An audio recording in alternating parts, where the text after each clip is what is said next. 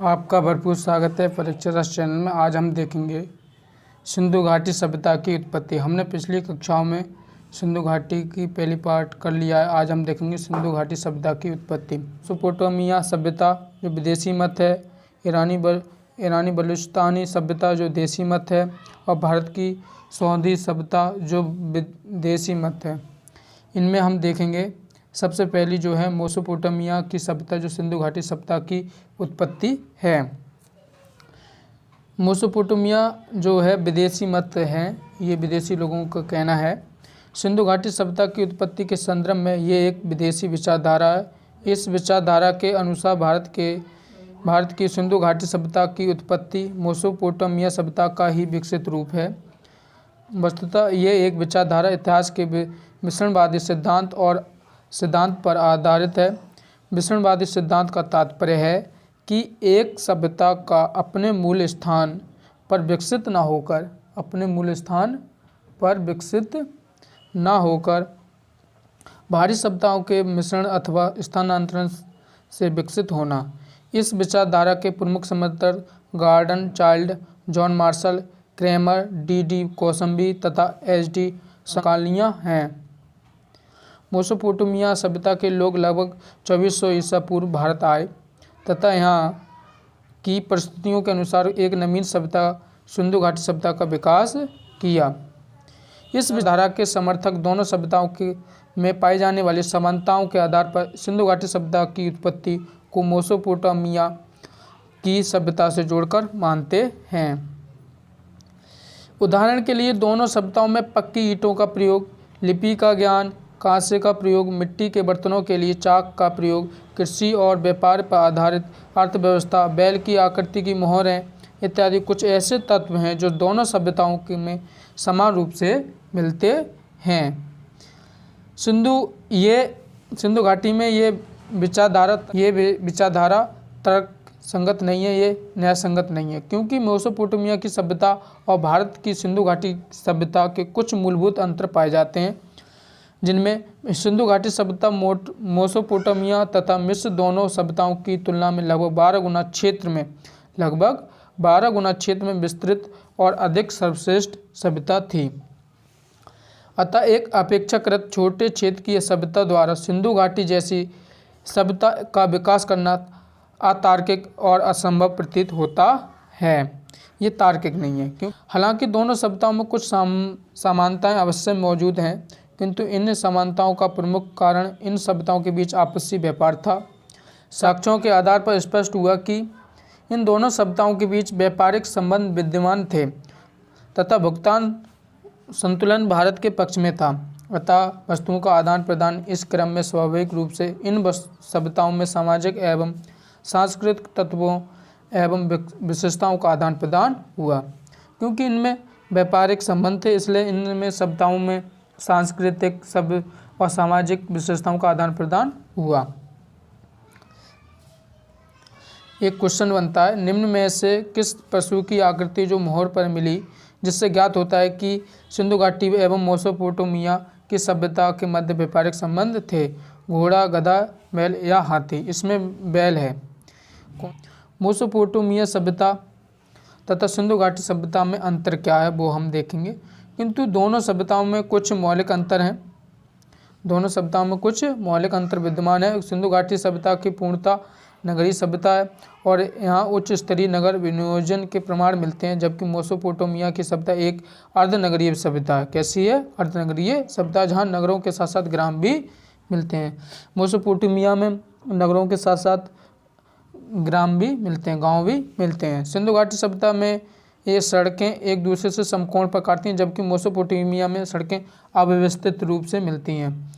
साक्ष्यों के आधार पर स्पष्ट होता है कि मेसोपोटामिया की सभ्यता सिंधु घाटी की सभ्यता की तरह उच्च स्तरीय जल निकासी प्रणाली भी विद्यमान नहीं है। मेसोपोटामिया में जल निकासी प्रणाली भी विद्यमान नहीं है। इसके अलावा सिंधु घाटी सभ्यता में बाँट, माप तोल, एक रूपता थी, जबकि मेसोपोटामिया में सभ्यता में इस संबंध में एक रूपता नहीं होती थी। इसके अलावा दोनों सभ्यताओं की लिपि एवं मुद्राएं में व्यापक अंतर देखने को मिलता है। जहां सिंधु घाटी सभ्यता की लिपि चित्रात्मक थी, वहाँ वहीं मेसोपोटामिया सभ्यता की लिपि कीलनुमा थी। कैसी थी? कीलनुमा थी। उत्खनन के दौरान सिंधु घाटी सभ्यता में वर्गाकार मोहरें प्राप्त हुई, जबकि मेसोपोटामिया सभ्यता में वर्गाकार मोहरें थीं। सिंधु घाटी सभ्यता में मंदिर के साक्ष्य नहीं मिलते, जबकि मेसोपोटामिया सभ्यता में मंदिर के साक्ष्य पाए जाते हैं। मंदिर के साक्ष्य पाए जाते हैं। मेसोपोटामिया में पुरोहितों का शासन था, जबकि सिंधु घाटी सभ्यता में पुरोहितों के शासन का स्पष्ट जानकारी नहीं मिलती। सभ्यता के पुरोहित वर्ग के शासन का साक्ष्य प्राप्त हुए हैं, जबकि सिंधु घाटी सभ्यता के संदर्भ में इस प्रकार कोई प्रमाण नहीं मिलता। सिंधु घाटी सभ्यता के संदर्भ में इस प्रकार का कोई प्रमाण नहीं मिलता जिसमें पुरोहित वर्ग के शासन का साक्ष्य प्राप्त हो। मेसोपोटामिया समाज प्रमुखता पितृसत्तात्मक था, वहीं सिंधु घाटी सभ्यता मातृसत्तात्मक समाज के साक्ष्य मिलते हैं। इस आधार पर स्पष्ट होता है कि सिंधु घाटी सभ्यता एक विकासशील रूप से स्थानीय परिस्थितियों के अनुसार हुआ था तथा दोनों सभ्यताओं में व्यापार के क्रम में कुछ विशेषताओं का अवश्य आदान प्रदान हुआ होगा। और एक है ईरानी बलूचिस्तानी सभ्यता से सिंधु घाटी सभ्यता की उत्पत्ति। ये भी एक मत है। ये विचारधारा क्रमिक विकास सिद्धांत के आधार पर आधारित है, जिसका तात्पर्य है कि सिंधु घाटी सभ्यता के आधार पर क्रमिक रूप से स्वतः विकसित हुई थी। इस विचारधारा के प्रमुख समर्थक फेयर सर्विस तथा रोमिला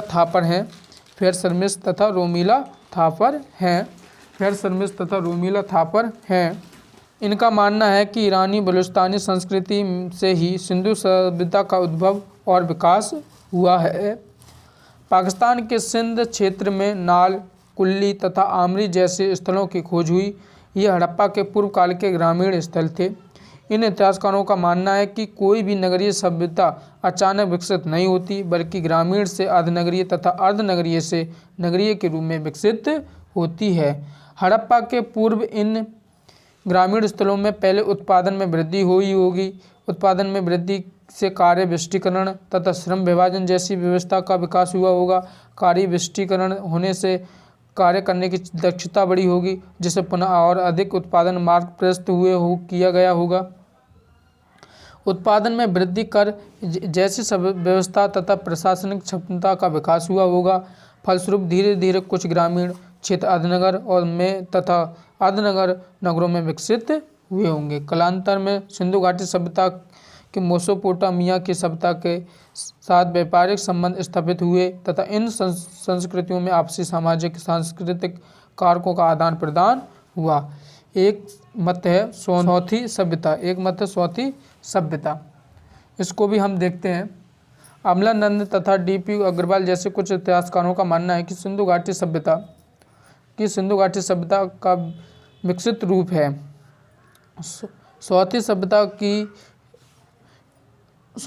की खोज अमलानंद घोष द्वारा में की गई थी।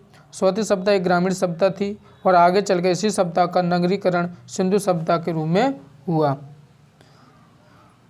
सौथी सभ्यता सिंधु घाटी दोनों से प्राप्त मृत भंडों, पीपल के पत्तों चिन्ह, बर्तनों में समानता तथा रस्सी के प्रमाण जैसे कुछ एक समान साक्ष्यों के आधार पर तर्क दिया जाता है। सिंधु घाटी सभ्यता का विकास ग्रामीण सौथी सभ्यता से हुआ है।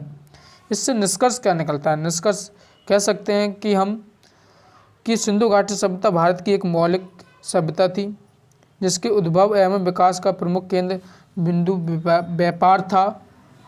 व्यापारिक गतिविधियों के आधार पर सिंधु घाटी सभ्यता के स्थल से पहले आपस में जुड़ते गए तथा एक ही प्रकार ही सामाजिक, आर्थिक, सांस्कृतिक एवं राजनीतिक विशेषताओं को अपनाते गए। कालांतर में इस सभ्यता के मेसोपोटामिया तथा मिस्र सभ्यता के साथ व्यापारिक संबंध स्थापित हुए तथा इस क्रम में कुछ सामाजिक सांस्कृतिक विशेषताओं का आदान प्रदान हुआ। सिंधु घाटी सभ्यता का विस्तार। अफगानिस्तान, पाकिस्तान, भारत, इनमें हम देखेंगे सिंधु घाटी सभ्यता का जो विस्तार हुआ था। अफगानिस्तान, पाकिस्तान और भारत। देखते हैं हम पाकिस्तान में बलूचिस्तान प्रांत, सिंध प्रांत, पंजाब प्रांत। पाकिस्तान में बलूचिस्तान, सिंध प्रांत, पंजाब प्रांत। भारत में जम्मू कश्मीर, पंजाब, हरियाणा, उत्तर प्रदेश में, इनमें क्या है? गुजरात। क्या? गुजरात में है। सिंधु घाटी सभ्यता के महत्वपूर्ण स्थल। सिंधु घाटी सभ्यता के महत्वपूर्ण स्थल 7 नगरीय स्थल, अन्य प्रमुख स्थल। 7 नगरीय स्थल, अन्य प्रमुख स्थल। 7 नगरीय स्थल: हड़प्पा, मोहनजोदड़ो, लोथल, धोलावीरा, कालीबंगा, चनुंदड़ो, बनवाली। ये 7 नगरीय स्थल हैं। 7 नगरीय स्थलों की कुछ सामान्य विशेषताएं। इनमें कुछ सामान्य विशेषताएं वो देखते हैं। सभी नगर 2 भागों में विभक्त थे। पश्चिमी भाग दुर्ग टीला कहलाते थे और दूसरा जो पूर्वी भाग था वो नगर की संज्ञा दी जाती थी। पश्चिमी भाग में केवल पुरोहित वर्ग रहता था, जबकि पूर्वी भाग में व्यापारिक वर्ग, प्रशासनिक वर्ग तथा सामान्य जनता रहती थी। दुर्ग छोटे आकार का, जबकि नगर अपेक्षाकृत बड़े आकार का होता था। पश्चिमी भाग अधिक ऊंचाई पर स्थित था ताकि युद्ध अथवा बाढ़ जैसी स्थिति में समाज का विशेष अधिकार प्राप्त ये वर्ग सुरक्षित रह सके। दुर्ग की 4 दीवारी होती थी, नगर की सुरक्षा दीवार नहीं होती थी। 4 दीवारी का बाहरी भाग पक्की ईंटों से, जबकि आंतरिक भाग कच्ची ईंटों से निर्मित था। ये दुर्ग का टीला कहते हैं या गड़ी टीला भी कहते हैं, और ये नगरीय है। ये नगर है, ये पश्चिमी टीला, ये पूर्वी टीला है। ये पश्चिमी टीला, ये पूर्वी टीला है। इसमें ये 4 दीवारी हुआ करती थी। इसमें ये 4 दीवारी हुआ करती थी पश्चिमी टीले में। इसमें कोई 4 दीवारी नहीं हुआ करती थी। इसमें भी कुछ अपवाद हैं, वो हम देखते हैं। दुर्ग और नगर केवल एक ही रक्षा दीवार होने के साक्ष्य लोथल और सुरकोटड़ा से मिले हैं, अर्थात लोथल और सुरकोटड़ा में पूर्वी टीला तथा पश्चिमी टीला एक ही संयुक्त रक्षा दीवार से घिरे थे। जैसे ये है दुर्ग टीला जो पश्चिमी टीला है और नगर जो पूर्वी टीला है, ये सभी एक ही दीवार से घिरे हुए थे।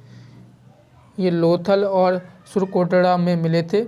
ये एक अपवाद है। अपवाद दूसरा जो है, चनुंदड़ों में दोनों टीलों में किसी प्रकार की कोई रक्षा दीवार या 4 दीवारी नहीं थी, अर्थात दुर्ग टीला तथा नगर क्षेत्र बिना 4 दीवारी के थे। देखो ये दुर्ग टीला है और ये नगर है। ये दुर्ग टीला पश्चिमी टीला और पूर्वी टीला जो नगर, इनमें कोई 4 दीवारी नहीं थी। अपवाद 3 देखते हैं। धोलावीरा में 3 टीले मिले हैं। तीसरे टीले को मध्यमा के नाम से जाना जाता है। ये पूर्वी टीले और पश्चिमी टीले के मध्य स्थित हुआ करता था। जैसे ये है, ये पश्चिमी टीला है, ये पूर्वी टीला, इसके मध्य ये है मध्यमा मिला है। ये एक अपवाद है, धोलावीरा में मिला है। ये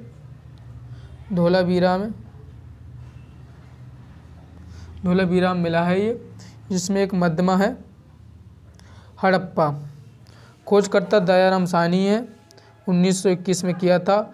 और उत्खननकर्ता, अन्य जो उत्खननकर्ता हैं वो है माधव स्वरूप वत्स और व्हीलर, जो 1946 में अवस्थित है। पाकिस्तान के पंजाब प्रांत में मोंटगोमरी जिले में रावी नदी के बांट तट पर स्थित है। मोंटगोमरी जिले का वर्तमान नाम साहिवाल है। नगर की रक्षा के लिए पश्चिम की ओर बने दुर्ग को व्हीलर ने माउंट एबी की संज्ञा दी। माउंट हड़प्पा में 6-6 की 2 पंक्तियां में निर्मित कुल 12 कमरों वाला एक अन्नागार मिला। हड़प्पा में 6-6 की 2 पंक्तियों में निर्मित कुल 12 कमरों वाला एक अन्नागार मिला। ये अन्नागार नदी के निकट था तथा अन्नागारों के मुंह नदी की ओर खुलते थे। अन्नागारों के मुंह नदी की ओर खुलते थे, जिसमें जलमार्ग से अनाज का व्यापार करते थे। पश्चिमी टीले में मजदूर आवास मिले हैं, जिसमें श्रमिक रहते थे। 18 वृत्ताकार चबूतरे मिले हैं। गेहूँ और जौ के दाने के साक्ष्य मिले हैं। श्रमिक अनाज कूटने का कार्य करते थे। एक लकड़ी की कब्र मिली है, जिसे R37 नाम दिया गया। मातृ देवी की मरण मूर्ति, जिस लिंग पूजन के सर्वाधिक साक्ष्य मिले। जली हुई ईंटों के आवास तथा जल निकासी के प्रमाण।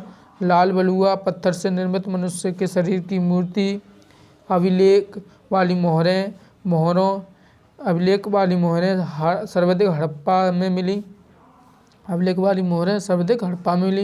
तांबे की इक्का गाड़ी, पुजारी की पत्थर की मूर्ति, बर्तन एक बर्तन पर मछुआरे का चित्र, शंख का बना बैल, स्त्री के गर्भ से निकलते हुए पौधे का चित्र इसमें मिला। एक क्वेश्चन बन जाता है, हड़प्पा कालीन स्थल से पुजारी की प्रस्तर मूर्ति प्राप्त हुई। हड़प्पा, मोहनजोदड़ो, लोथल या रंगपुर में किस में हुई थी? ये हुई थी हड़प्पा में। किस में मिली? हड़प्पा में। दूसरा नाम है मोहनजोदड़ो। सर्वाधिक अर्थ मृतकों का टीला। मोहनजोदड़ो को क्या कहते हैं? इसका अर्थ क्या है? मृतकों का टीला। ये सिंध भाषा में इसे मृतकों का टीला कहते हैं। खोजकर्ता राखलास दास बनर्जी 1922 में की थी। अवस्थिति पाकिस्तान के पंजाब प्रांत के लड़काना जिले में सिंधु नदी के तट पर स्थित है। अन्य नाम जो है प्रांतों का टीला, सिंधु घाट, सिंधु सभ्यता का बगीचा, स्तूप टीला भी दूसरे नाम हैं इसके। मलेरिया के साक्ष्य मिले हैं। सर्वाधिक बाढ़ आने के साक्ष्य मिले हैं। सर्वाधिक जनसंख्या वाला नगर मिला है। भूमध्य प्रजाति के सर्वाधिक लोग रहे हैं। विशाल स्नान घड़ा मिले हैं इसमें। कांसों की नृत्य की जो मूर्ति है वो मिली है इसमें। जो कांसे की जो नृत्य की मूर्ति है ये मिली है इसमें। विशाल स्नान गृह मिला है ये। पशुपति महादेव की मोहर, एक दाढ़ी वाले साधु की पत्थर की मूर्ति, सूती कपड़े के साक्ष्य अर्थात कपास का ज्ञान था। हड़प्पा एवं मोहनजोदड़ो सिंधु घाटी सभ्यता की जुड़वा राजधानी। गढ़रीवाल जो पाकिस्तान के बाद दूसरा सर्वाधिक बड़ा स्थल है। गले हुए तांबे का ढेर मिला है इसमें। एक विशाल सभा भवन मिला है। पुरोहित आवास, महाविद्यालय के प्रमाण, महास्नान गृह के प्रमाण। जॉन मार्शल ने विशाल स्नान गृह को तत्कालीन विश्व का सबसे बड़ा आश्चर्य कहा गया। हर एक घर में कुएं तथा स्नानगार के साक्ष्य मिले हैं। सड़क को पक्का करने का एकमात्र साक्ष्य है। देखो ये कुआं मिला हर एक घर में, ये कुआं है। मोहनजोदड़ो की सबसे बड़ी इमारती संरचना अन्नागार, चिमनी के साक्ष्य, घोड़े के दांत के अवशेष, सर्वाधिक मात्रा में मोहरें प्राप्त हुई इसमें। और ये वर्गाकार तथा सेल खड़ी से बनी हुई है। 10 मीटर चौड़ी राजपथ का साक्ष्य मिला है इसमें। निम्नलिखित में एक क्वेश्चन बनता है, निम्नलिखित में से कौन मोहनजोदड़ो की सबसे बड़ी इमारत मानी जाती है? विशाल स्नानगृह, विशाल अन्नागृह, सभा भवन, इनमें से कोई नहीं। विशाल अन्नागृह मानी जाती है। सिंधु सभ्यता में बृहत स्नानगार पाया गया। किस में पाया गया? मोहनजोदड़ो में या हड़प्पा? किस में पाया गया था? मोहनजोदड़ो में, हड़प्पा में, लोथल में, कालीबंगा में। किस में पाया गया था? किस में पाया गया था? ये मोहनजोदड़ो में पाया गया था। विशाल बृहत स्नानगृह। हड़प्पा सभ्यता के बारे में कौन सी उक्ति सही है? हड़प्पा सभ्यता के बारे में कौन सी उक्ति सही है? उन्हें अपशेद में जानकारी थी, गाय उनके लिए पवित्र थी, उन्हें पशुपति का सम्मान करना आरंभ किया, या उनकी संस्कृति सामान्यतः स्थिर नहीं थी। कौन सा सही है? तो इसमें उन्होंने पशुपति का सम्मान करना आरंभ किया था। कौन सा सही है? सी सही है। उन्होंने पशुपति का सम्मान करना आरंभ कर दिया या प्रारंभ कर दिया। अब दूसरा नाम है लोथल। इसके खोजकर्ता हैं रंगनाथ राव। ये कहाँ पर? गुजरात में खंगात की खड़ी की नज़दीक भोगवा नदी के किनारे। अन्य नाम इसके लघु हड़प्पा, लघु मोहनजोदड़ो। इसके अलग दूसरे नाम है। पूर्वी टीले एवं पश्चिमी टीले के रूप में नगरीय विभाजन की व्यवस्था नहीं। मानव निर्मित बंदरगाह, बाजरे तथा चावल के साक्ष्य मिले हैं। अग्नि देविकाएँ मिली हैं। शतरंज का खेल मिला है। फारस की मोहरें मिली हैं इसमें। एक साथ 20 समाधियाँ मिली हैं, अतः इसलिए मुर्दों का नगर भी कहते हैं इसे। युग्म समाधियाँ के साक्ष्य, सती प्रथा जैसी व्यवस्था के संकेत मिलते हैं। हाथी का दांत, स्केल पैमाना, आटा पीसने की चक्की के साक्ष्य, मनका बनाने का कारखाना, रंगाई कुंड, कपड़ों की रंगाई के साक्ष्य। एक मम्मी का मॉडल प्राप्त हुआ, जैसे स्पष्ट होता है कि इस साक्ष्य मिस्र की सभ्यता के साथ संबंध थे। दो राक्षसों के चित्र वाली मोहरें प्राप्त हुई जो फारस के संबंध को दर्शाती हैं। गोरिल्ला और बारहसिंगा के चित्र वाली मोहरें मिलती हैं इसमें। एक बर्तन पर चालक, लोमड़ी और कोए की कहानी का चित्र के अंकित मिलते हैं इसमें। निम्नलिखित में से किस हड़प्पा कालीन स्थल से युगल समाधान के साक्ष्य मिलते हैं? किस मिलते हैं? लोथल, कालीबंगा, वाड़वली, हड़प्पा किस मिलते हैं? इसमें मिलते हैं लोथल में। किस मिलते हैं? लोथल में मिलते हैं। किस हड़प्पा कालीन स्थल से प्राप्त जार पर चोंच में मछली, दवाई, चिड़िया एवं पेड़ के नीचे खड़ी लोमड़ी का चित्रांकन मिलता है जो पंचतंत्र की लोमड़ी की कहानी का साक्ष्य है? हड़प्पा, मोहनजोदड़ो, लोथल या रंगपुर? ये लोथल में मिलता है। किसे मिलता है? लोथल में मिलता है।